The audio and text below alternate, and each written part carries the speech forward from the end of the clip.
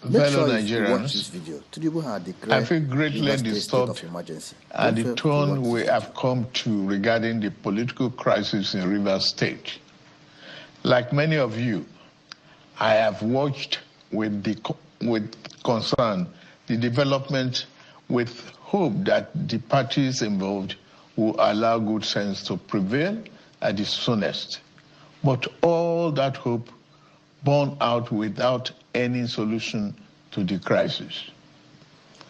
With the crisis persisting, there's no way democratic governance, which we all fought and worked for over the years, can thrive in a way that will redound to the benefit of the good people of the state. The state has been at a standstill since the crisis started, with the good people of the state not being able to have access to the dividend of democracy. Also, it is public knowledge that the governor of Rivers State, for unjustifiable reasons, demolished the House of Assembly of the state as far back as 13th December 2023, and as up till now, 14 months after, now rebuild the same. I have made personal interventions between the contending parties for a peaceful resolution of this crisis, but my efforts have been largely ignored by the parties to the crisis.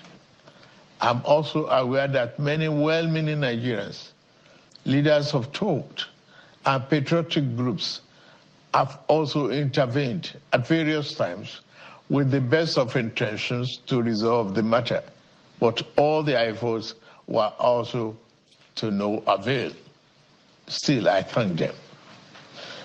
On February 28, 2025, the Supreme Court, in a judgment in respect to all about 8 consolidated appeals concerning the political crisis in Rivers State, based on several grave unconstitutional acts and the disregard of the rule of law that has been committed by the governor of Rivers State, as shown by the evidence before it, pronounced in very clear terms.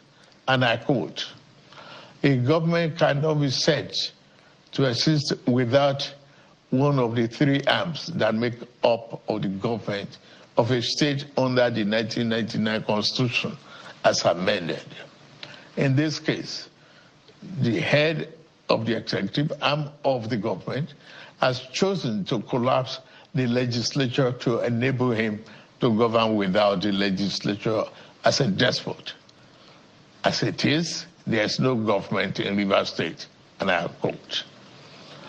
The above pronouncement came after a catalog of judicial findings of constitutional breaches against Governor Siminalayi Fubara. Going forward in their judgment, and having found and held that 27 members of the House who had allegedly deflected, and I quote, "are still valid members of Rivers State House of Assembly and cannot be prevented from participating in proceedings of that House by the 8th respondent, that is the governor, in cohort with 4 members," and unquote. The Supreme Court then made some orders to restore the state to immediate constitutional democracy. These orders include the immediate passing of an appropriation bill by the Rivers State House of Assembly, which up to now has not been facilitated.